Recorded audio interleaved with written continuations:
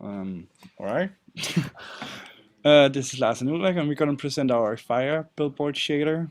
First, we're going to talk about the general billboard shading. Then we're going to talk about examples from how to use Fire billboard shading, and we're going to show you the code. And in the end, we're going to show you our own Fire shader.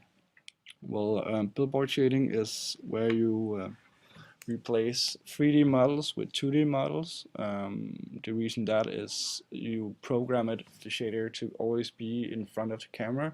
So no matter how you're faced or how many degrees you're going around the object, it's always going to be parallel to the view plane, meaning that it's always going to be in front of you and you can always see it. By replacing 3D models with 2D models and doing this billboard shading, we can reduce the vertex calculation required in the GPU and therefore implement more of this kind of shader and enhance the graphics and the overall visual aesthetics. Here's an example on billboard shading using fire, like we're gonna do from the game World of Warcraft. As you can see, each stone here from this meteor storm has a fire billboard shader. There's similarities all around it, and no matter from which side you're watching it, it's gonna be the same for each character. The same goes for the Skyrim example, where it uses another fire shader on the weapon. The same principle. And here is just an example on how you can adjust the different values on your fire shader. You can adjust the volume, the brightness, and the transparency of each of the fire, and therefore making different kinds of fire. Hello, and this is Ulrik here to explain the first part of our shader. We start at first line where we call the shader exam fire, and that means that it will be placed under the exam folder, and fire is the name of the shader in the Unity inspector. The properties contain all the public variables of the variables we will be we wanted to access from the inspector in Unity. So the color texture is the texture that we apply, the noise texture is the noise texture, black and white texture we apply. Alpha texture is a black and white gradient, and the smoke texture can be the same as the noise texture, but you can play around. It's again just what you call it, the black and white grayscale image. The wind power controls how the flames flicker and which direction they flicker. Yeah. In this subshader, we start with the tag Q equals transparent, which means that the shader we make is a transparent shader. The C write off means that we write all or we draw all faces, also those who that is turning away from the camera. The blend mode is the way we blend the different colors together. In our first pass, we start with the CG program making the declarations for our pragma vertex function and our pragma fragment function. In this case, it's called vertex function and pixel function, and the two last is pragmas for setting the general CG program up.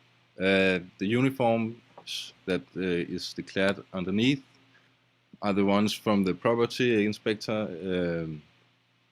and we just call these uniforms to be able to access them all throughout the code, making them kind of public in the scope. Then we come to the app to vert struct, which is for our input struct, and we get the UV coordinates, the position, the vert color, and the normals from our model. In this case, it's a plane. The vertex to pixel struct is our output struct from our vertex function, and we return a lot of values here, both UV coordinates and 3 other UV coordinates, that is or texture coordinates that we're going to use for distorting our alpha textures or blending different alphas together. And then we have pulp, which we use for the height, I guess, in the of the flames. And the displacement is how much we displace the different textures. In our vertex function, we start off by declaring a vertex pix, which is the of type a vertex pix struct we saw up here, and we name it O, and we get in to this function we get a struct that is equivalent to the app to vert. And sorry, I misplaced for before. This is the output struct we use, and this is such an output struct. We just set the UV coordinates of the texture, as we're going to use these later on in the pixel function. Then we have a scroll speed, which we use to scroll through the noise texture in order to generate a pattern of the flames. The scroll speed X we use to scroll kind of like the same. We just use that to scroll the x-axis, as you can see here, here, and here. And we apply some scalars to this to make the pattern appear more random. And then we have the scale, which scales the texture, the noise texture, for us to get a more varied output. The pulp we calculate here, and it determines how high the flames are going to be.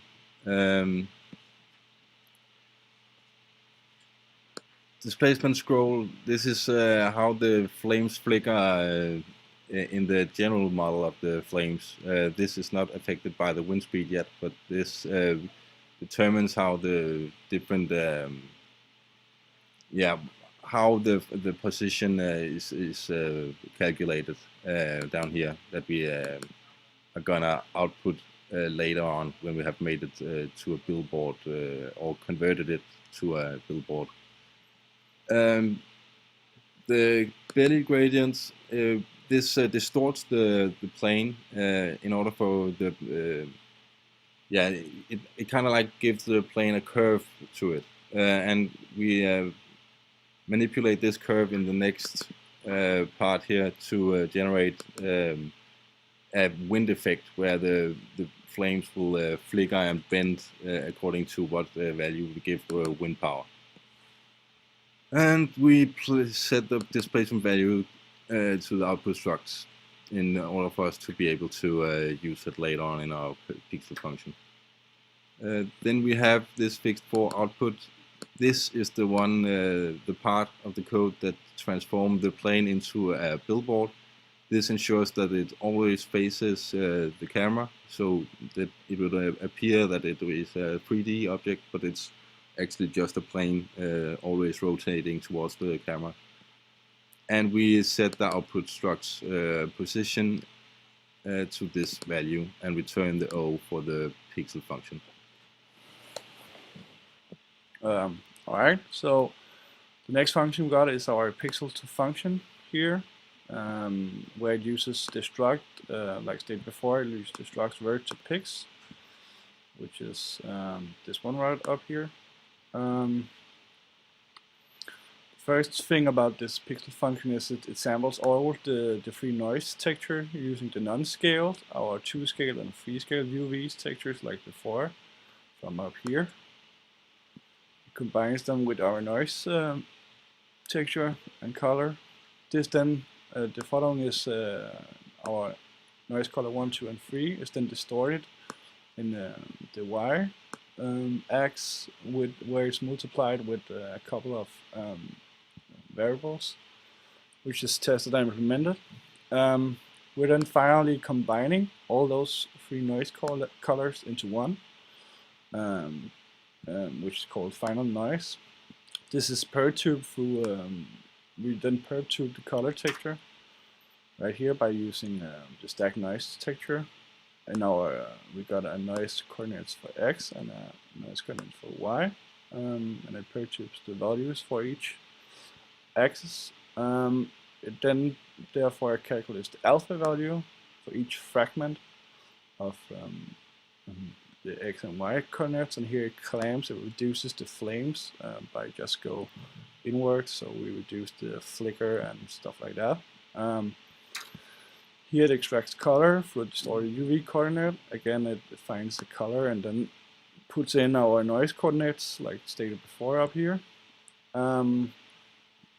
It then make the color of fire right here, where it combines our base color and then pluses with another color, and thereby we can scale it depending on where the vertex is.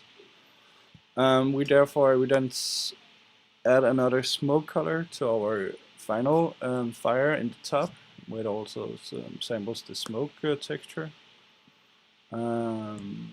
Here we actually make the smoke instead of flames when the alpha, the two alphas up here is calculated and divided. If that is lower than 0.3, we use the smoke color instead of our noise color, and thereby, and in the end here, we return our text color to what it is, and therefore we create the way it's visual represented our fire shader. And to round this video off, we got the example of the shader here. It is applied to, it's just applied to a plane, and if we try to turn around, you can see that it follows the camera, so it's always facing the camera, which means that the fire will be visible from all angles. So I guess that was it from Ulrik and Lars. The last thing right here we're going to show is how the wind power, as we implemented it, is going to affect the flames. You can see here it's turning to the left side, and now I'm going to turn it to the right side. So there's a chance we can also implement wind power to affect the flame of our shader.